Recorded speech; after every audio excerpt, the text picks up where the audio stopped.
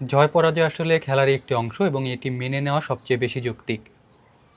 আজকের ম্যাচের পর অনেকে আসলে আমাকে মেসেজ দিয়েছেন এবং কমেন্ট করেছেন যে আজকের ম্যাচের একটি ভিডিও তারা চান। এই জন্যই আসলে এই ভিডিওটি তৈরি করা। প্রথমেই বলে নিই, আমি আসলে কোনো ফুটবল বিশেষজ্ঞ না। আমি আমার মতো করে আমার কিছু কথা আপনাদের সাথে শেয়ার করার চেষ্টা করব। ম্যাচ শুরুর আগে আমার চোখে ব্রাজিল যেখানে পিছিয়ে ছিল সেটি হচ্ছে শারীরিক সক্ষমতার জায়গা। ব্রাজিলের চেয়ে নরওয়ের ফুটবলাররা শারীরিক সক্ষমতায় অনেক এগিয়ে ছিল এবং নিঃসন্দেহে এটি তাদেরকে বাড়তি সুবিধা দিয়েছে, কিন্তু এটি আসলে ম্যাচ হারার অন্যতম কারণ নয়। এরপর আমার চোখে ব্রাজিল যেখানে পিছিয়ে যায় সেটি হচ্ছে ম্যাচের শুরুর দিকে ব্রুনো গিমারেসের পেনাল্টি মিস করা। এখানে অনেকে আসলে ব্রুনো গিমারেসকে দোষ দিচ্ছেন। আসলে ব্রুনো গিমারেসের দোষ আমি দেখি না, পেনাল্টি মিস করা ছাড়া। এটি আসলে কোচ আনচেলত্তি ফিক্সড করে দিয়েছিলেন। আনচেলত্তির তালিকায় সবার উপরে ছিল নেইমার এবং রাফিনহা। দুর্ভাগ্যবশত তারা কেউই ছিল না আজকের শুরুর একাদশে, এবং তারপর ছিল ইগোর থিয়াগো। ইগোর থিয়াগো প্রথম ম্যাচের বাজে পারফর্মের পর আর একাদশে জায়গাই পাননি। এরপর ছিল ব্রুনো গিমারেস এবং গাব্রিয়েল মার্টিনেল্লি। সেখান থেকে ব্রুনো গিমারেস পেনাল্টি শুটআউটটি নিতে যান এবং মিস করেন। এখানে আসলে লাকেরও বিষয় রয়েছে। এবারের বিশ্বকাপে ব্রাজিলের সবচেয়ে অস্বস্তির জায়গা ছিল মিডফিল্ড।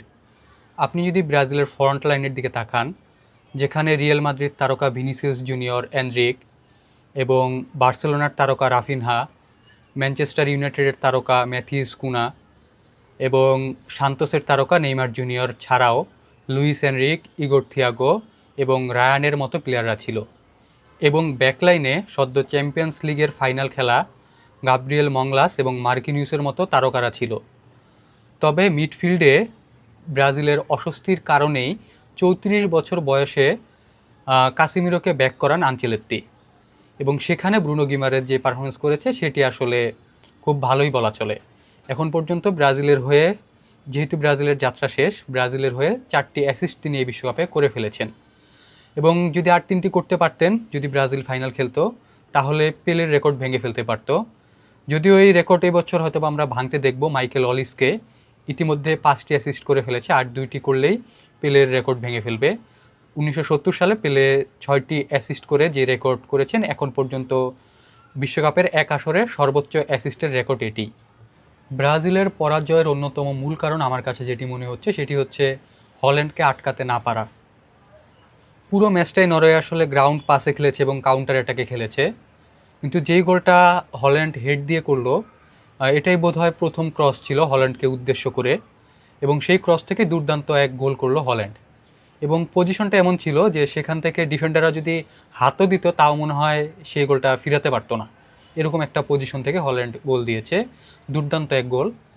এবং দ্বিতীয় গোল যেটি হল্যান্ড দিয়েছে সেখানে আসলে ডিফেন্ডারদের ভুলে আমি বলবো, হল্যান্ড আসলে তার জায়গা মতো বলটাকে প্লেস করে তারপর শ্যুট করেছে।